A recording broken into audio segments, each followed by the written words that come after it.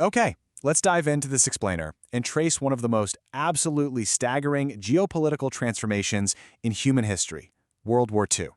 We're going to look at how a highly aggressive vision of endless expansion ultimately collapsed in on itself, and how it completely rewired the global map in the process.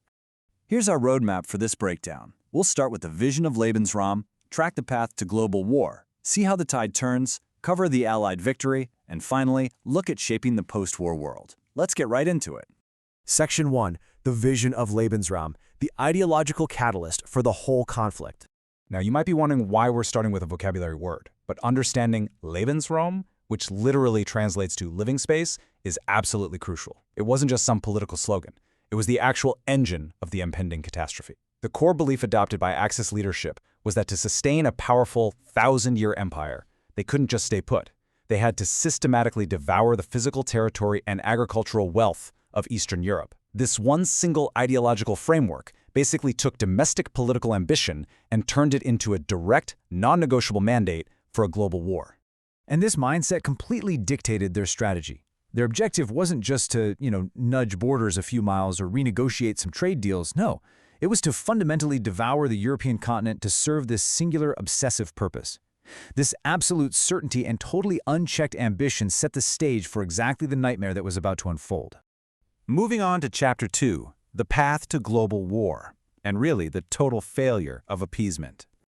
So just watch how fast this engine of aggression spirals completely out of control. In 1936, remilitarizing the Rhineland is basically them testing the waters. Just 2 years later, things wildly accelerate with the annexation of Austria, the Anschluss, and then the Sudetenland. And through all this, the world is desperately trying to negotiate concessions to avoid a fight.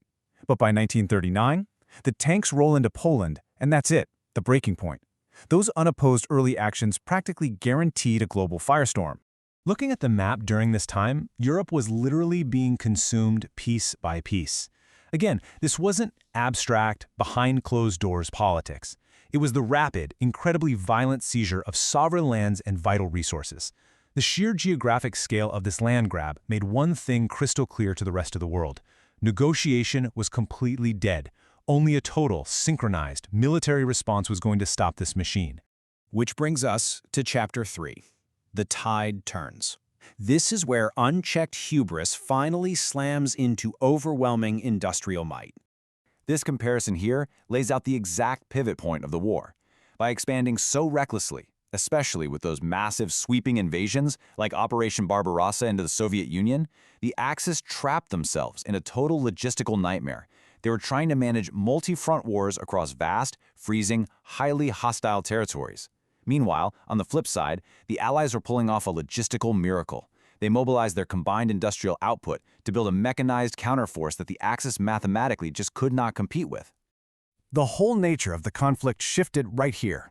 It went from a war of aggressive, lightning-fast surprise to just a brutal, unyielding equation of industrial attrition. You had Axis troops freezing on these impossibly wide, exhausted fronts, and suddenly they're staring down an endless mechanical wave. The industrial heartlands of the Allied nations were just churning out tanks, planes, and weapons around the clock, literally burying the Axis under sheer production volume. To put that into perspective, the numbers we are talking about are almost incomprehensible. We're talking about tens of millions of tons of steel. The United States alone was eventually churning out a brand new military aircraft every few minutes. Think about that, every few minutes. It's an incredible illustration of how factories located thousands and thousands of miles away from the front lines were effectively redrawing the borders of Europe through pure, overwhelming volume. Let's look at Chapter 4, the Allied victory, and the systematic dismantling of the aggressors. So, the vice really begins to tighten now. This wasn't just a single push from one direction. It was a relentless, highly coordinated squeeze from the east, the west, and the south.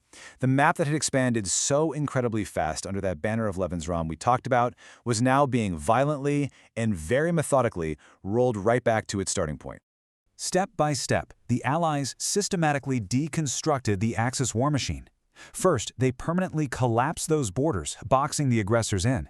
Second, they took to the air and leveled their industrial capacity, completely starving the military of fuel and vital supplies. And finally, they dismantled the geopolitical machine entirely. This wasn't just about defeating an army on a battlefield. It was the total eradication of that expansionist ideology. And that brings us to our final chapter, shaping the post-war world and the victor's monumental task.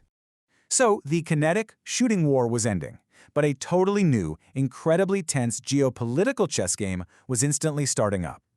At conferences like Yalta and Potsdam, you had leaders like Churchill, Roosevelt, and Stalin left with the mind-boggling task of physically drawing the borders of a fractured world.